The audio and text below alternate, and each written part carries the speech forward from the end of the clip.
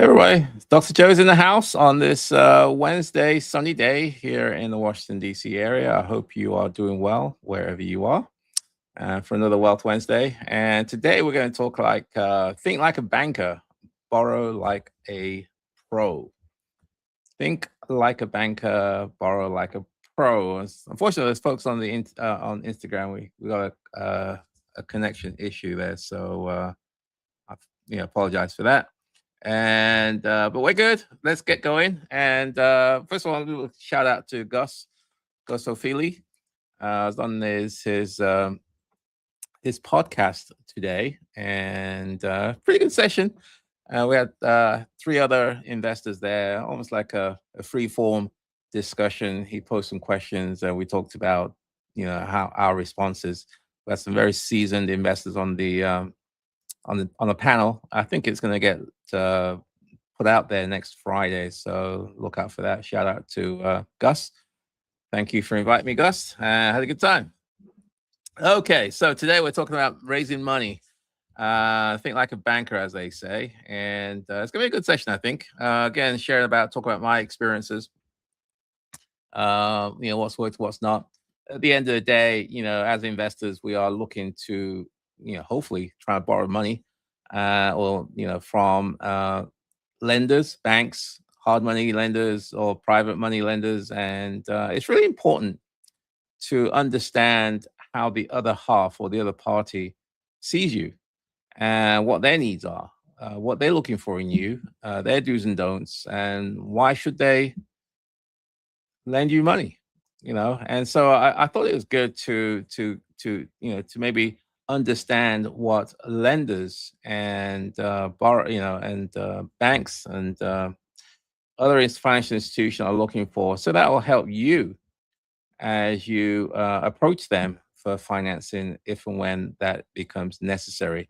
So that's the whole idea here. Think like a banker, borrow like a pro. Okay, so question is, have you ever found the perfect investment? Everything looks good, the numbers look great, only to watch the deal slip away because you couldn't secure financing, you couldn't get the money, or because another investor who had it together just swooped it up, and they were better prepared than you. Well, hey, for many real estate investors, especially on the residential side, the greatest obstacle to building wealth isn't finding the profitable deal. It's really making sure that you have your financing in place so you can actually execute. While investors obviously spend countless hours analyzing neighborhoods, estimating renovation costs, projecting cash flow, relatively few investors spend the same amount of time and effort learning how lenders think. How do lenders think? Yeah, understanding the lending process is really one of the most valuable skills an investor can develop. The investor who builds a large, sustainable portfolios aren't necessarily those who find the best deals. They're often those who know how to borrow and those who borrowers feel like they can trust. Okay, the truth is that banks don't lend money based solely on how enthusiastic you are, or even on the quality of the property. They lend really based on their confidence in you. Do they trust that you're going to do the right thing? Do they trust that you're going to execute? Do they trust that you have the experience, the financial discipline, the reserves, the decision making capability to successfully manage risk? That's what they're looking at. So every loan application really tells a story. And some tell the story that this person is organized, they have a proven track record, and they have a well thought out investment plan. Others, unfortunately, it demonstrates you don't know how to manage risk, you've got poor preparation, weak financial management, or unrealistic expectations. So really learning to understand that side of the story, I think the lender's perspective is really can really dramatically improve your ability to obtain financing and grow your portfolio. So what we're going to do today is share with you my experiences, what's worked for me, and also share some of the good, the bad, the ugly stories, and how other people have struggled because they're really overlooked. the fundamentals of financing. And that's what we're going to do. So let's get down to it. As usual, I broke into different sections. Today, I broke into 5 sections, and we'll systematically go through each of those 5. And after we finish, we're going to have a Q&A session. So if you've got some questions, please put them in the chat box, and I'll get to them shortly, about 15, 20 minutes.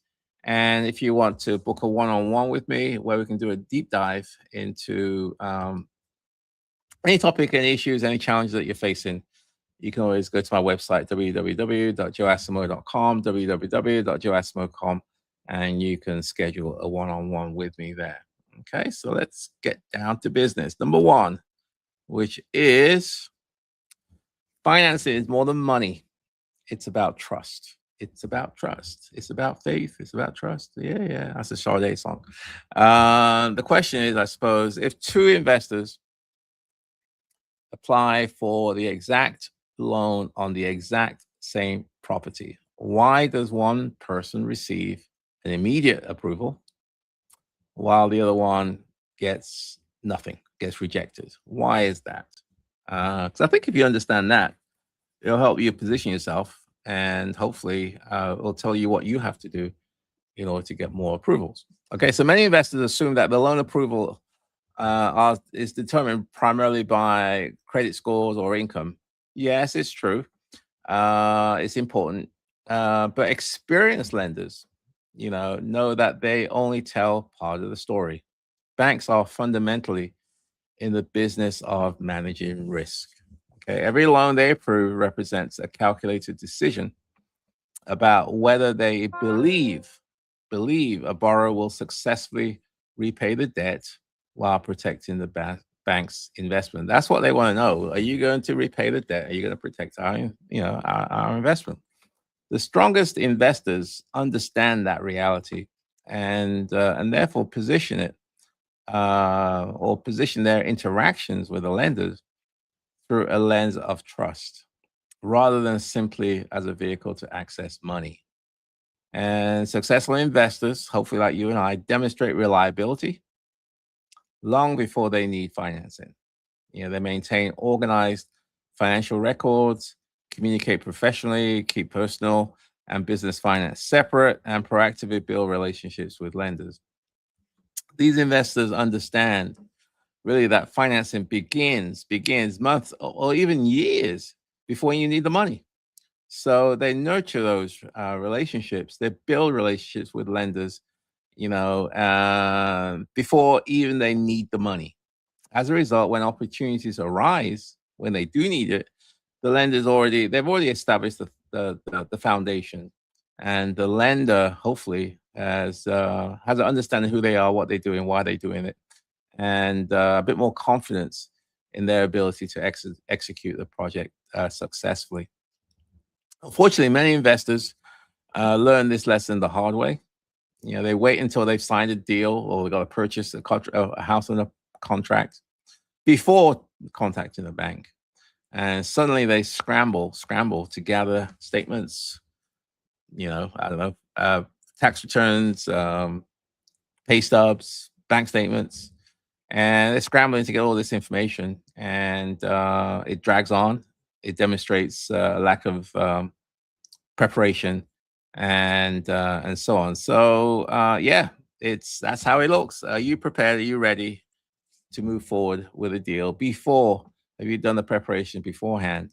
So deals are delayed. Financing costs increase, and opportunities disappear altogether because you were not prepared. Some of the most successful residential investors have built portfolios of dozens or even hundreds, not because they possessed, extraordinary financial resources, but because they consistently earn the confidence of their lenders. Over time, these relationships often result in faster approvals, lower documentation requirements, flexible financing terms, and early access to new lending opportunities unavailable for those who are not ready. Okay, so that's number 1 of this 6-part series. Financing is more than money. It's about trust. If you understand that, I think it's important for you. Let's get down to the second point, which I want to include today. and that is to learn to evaluate yourself like a loan officer. Learn to evaluate yourself like a officer would do. Okay, so the question is, if you were the banker reviewing your own application, loan application today, would you approve it for yourself? That's a good one. Would you approve your loan application? If so, why? And so one of the, sort of the greatest mindset shift successful investors have is learning to step outside of their own perspective and evaluate sort of themselves objectively. Banks aren't emotionally tied to, the neighborhood, your kitchen, your bathrooms, your cash on cash return. Yeah, it may look good, but they carefully analyze whether, you, the borrower, demonstrates financial strength, operational competence, and the ability to withstand unexpected setbacks, sort of curveballs, as they say. And they want to know that. What happens when plan A doesn't work and you have to go to plan B? What is plan B? Do you have a plan C just in case A and B doesn't work?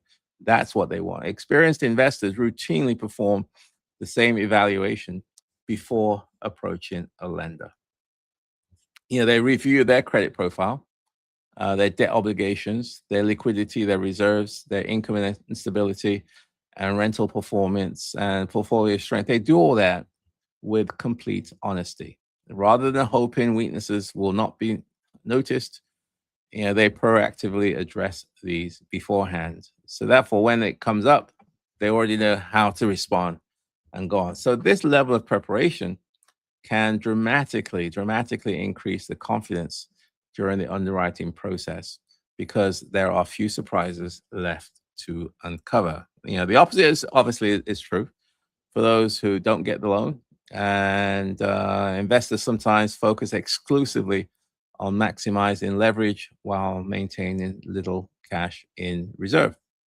Others aggressively acquire properties without strengthening their balance sheet beforehand. So when economic forces occur or can market changes due to things like vacancy increases, unexpected repairs, financial position quality increases, or interest rates go up, these things sometimes are beyond your control. So if you're not ready, you're not prepared, it could take you down as well. So the most successful investors appreciate that personal financial health directly affects their investment properties, sort of opportunities. So strong things like strong liquidity, manageable debt levels, consistent income documentation, and disciplined financial management are key.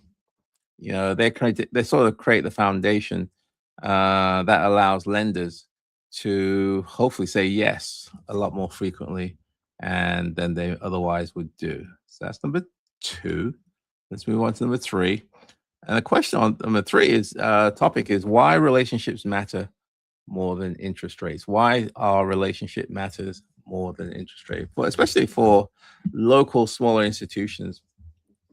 It's all about relationships. It's all about nurturing that. The question I suppose is: are you shopping for the lowest interest rate, or building relationships that could finance your next 20 investment properties? Are you more relationship based or focused, or are you more transactional focused? So, one of the biggest mistakes many real estate investors make is treating every financial transaction as a one time event. Okay, it's a transaction. They spend countless hours comparing interest rates, closing costs, and loan terms while overlooking something far more valuable, and that is a long term banking relationship. Okay, so successful investors understand that financing is not a commodity, it's a partnership. A lender who knows you, your character, understands your business, and has confidence in your ability to execute deals can become one of your greatest assets over the course of your investing career. Okay, experienced investors, rarely chase every lender advertising the lowest rate.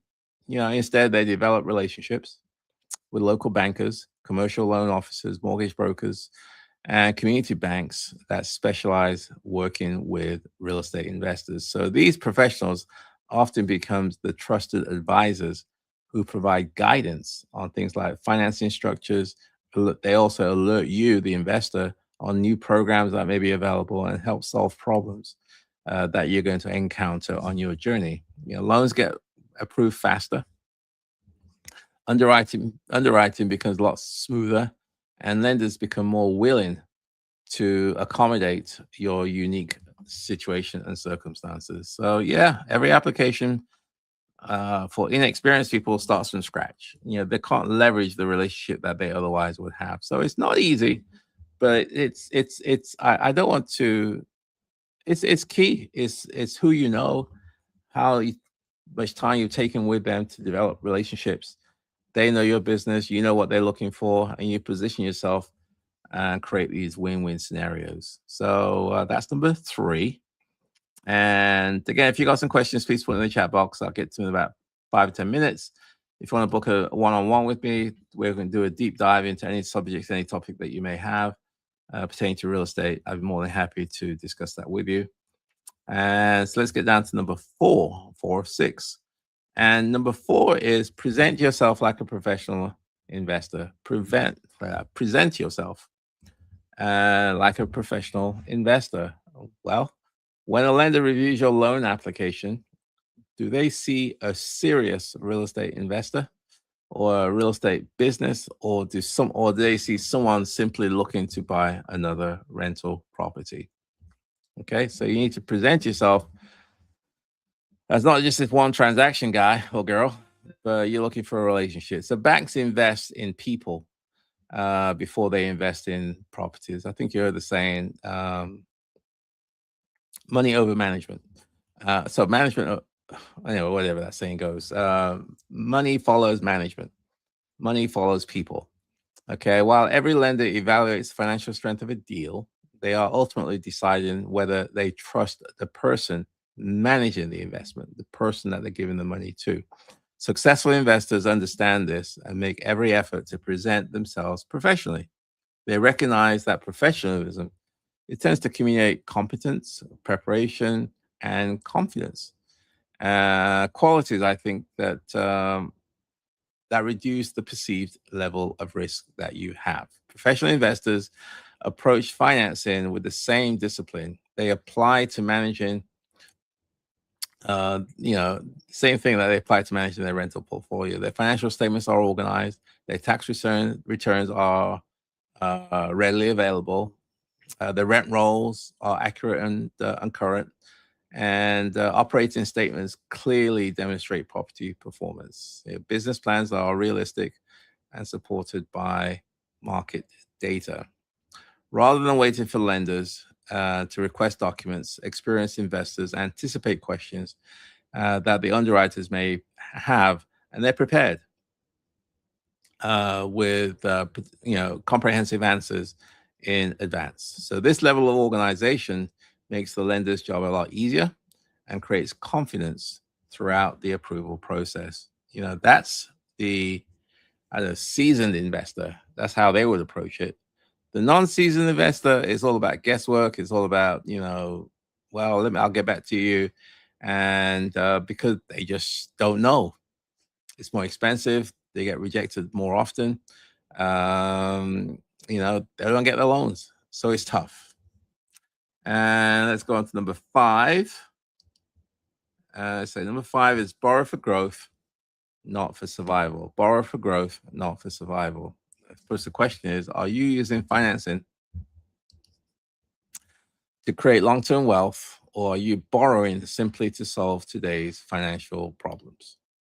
Okay, successful investors understand that debt is neither inherently good nor bad. It's simply a financial tool. Like any tool, its effectiveness entirely is dependent on how it is used. Okay, the investors who consistently build wealth borrow strategically. They acquire assets that generate positive cash flow, and that will appreciate over time, and that will strengthen their financial position over time. So every financing decision supports a large business plan rather than satisfying a short-term emotional desire to own another property. I think banks do appreciate those people, lenders who think strategically They want to finance investors who understand their numbers, purchase properties, cash flow, and the ability to pay down debt. They want to know that you have the ability, the capacity, and the wherewithal to do all that. And that's what they're looking for when they decide whether to borrow you money or to bet on you, and so on. And then finally, number 5 is that borrow for growth. And yeah, borrow for growth, not survival. So the question is, what are you using financing to create long-term wealth, or are you borrowing simply to solve today's financial problems? What are you doing to build long-term wealth? Is it a short-term approach, or is it sort of very transactional and short? Well, successful investors understand that debt is neither inherently good nor bad. It's simply a financial tool. Like any tools, its effectiveness depends on entirely how you use it, how it's used. The investors who consistently build wealth borrow strategically.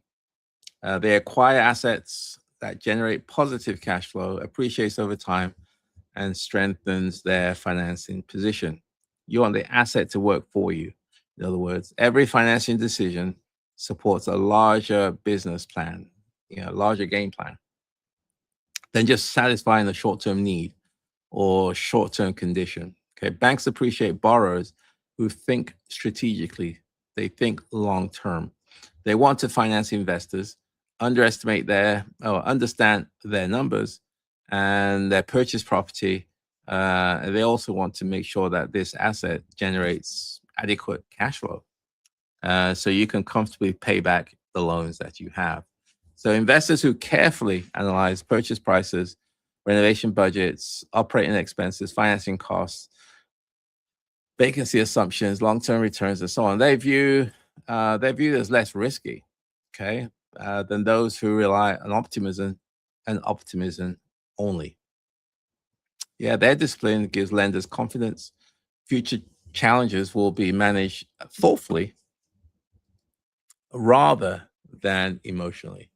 Unfortunately, many investors fall into the trap of chasing growth, you know, for its own sake. They purchase properties because they fear that missing opportunities.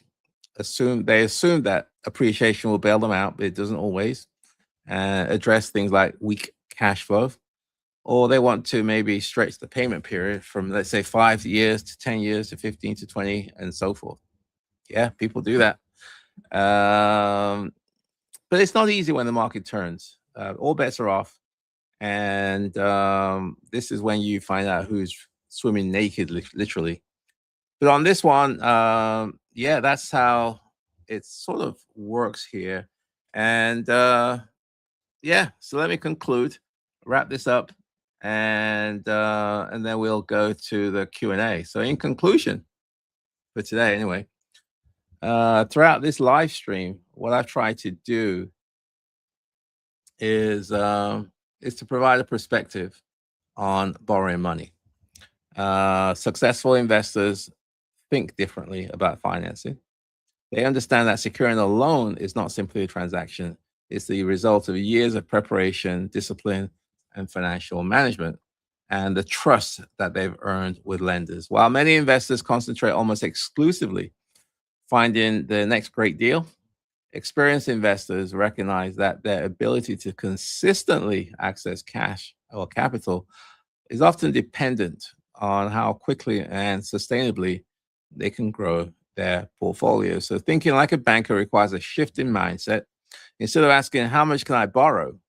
Successful investors ask, well, how can I become the kind of borrower lenders are excited to finance? How can you position yourself so they're excited to lend to you? Okay. That subtle difference, I think, sort of influences every financial decision that you make, from maintaining adequate reserves and improving cash flow to strengthening credit, organizing financial records, and cultivating long-term relationship with lending professionals. Okay. Over time, these habits build credibility that really cannot be manufactured at the last minute. The stories of successful investors reveal a common theme.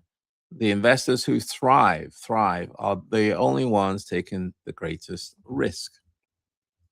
Rather than the sort of consistently demonstrating preparation, patience, and so on, they understand that every interaction with a lender either strengthens or weakens future opportunities. They recognize that financing is a strategic asset capable of accelerating wealth creation when wisely managed. So whether you're purchasing your first time home or managing a growing residential portfolio, mastering the principles discussed in today's live stream, think like a banker, borrow like a pro, can significantly improve your ability to secure financing, negotiate a better term on your loan, and also on allowing you the ability to continue investing. So, regardless of your market conditions, the goal isn't simply to obtain the next loan. No, it's about becoming the investor lender's trust for every loan that follows.